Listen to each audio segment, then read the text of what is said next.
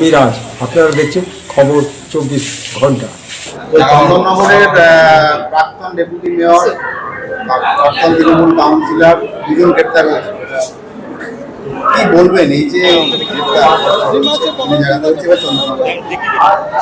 এবং সারা পশ্চিমবাংলাতেই তৃণমূল যেভাবে দুর্নীতি করেছে তাতে তৃণমূল অ্যারেস্ট হবে, এটা স্বাভাবিক আছে, এটা সময়ের অপেক্ষা।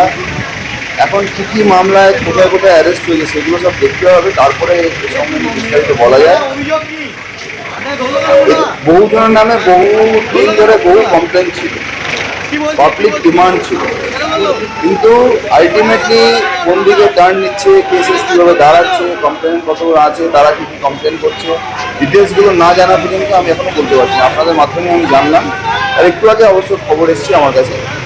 কিন্তু মানুষের ডিমান্ড আছে, যাদের সঙ্গে তৃণমূলের নেতারা প্রতারণা করেছে, যেভাবে তারা অর্থের বিনিময় শোষণ করেছে মানুষকে তৃণমূলের নেতারা, তাতে তৃণমূলের নেতাদের সেভাবে যাওয়া এটা খুবই সময়ের শুধু অপেক্ষা।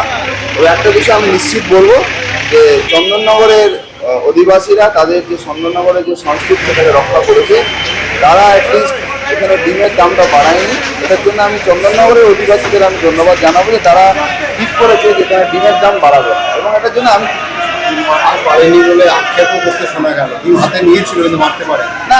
চন্দননগরের নিজস্ব একটা সংস্কৃতি আছে, সেই সংস্কৃতিটাকে চন্দননগরের সংস্কৃতি মানে আমরা বলি না we the people of Chandannagar, এটা আমাদের একটা খুব আনন্দের বিষয় আছে। তো আমরা ভারতবাসী, আমরা পশ্চিমবঙ্গবাসী, আমরা চন্দননগরবাসী। চন্দননগরের নিজস্ব একটা গতিবেগ আছে, রাজনৈতিক একটা ধারা আছে, সেই ধারাটাকে তারা মেনটেন করেছে। চন্দননগরের পুরো বোর্ডের ছিল, তাদের বিরুদ্ধে দলেরই একাংশ অভিযোগ করেছিল ষড়যন্ত্র, দুর্নীতি,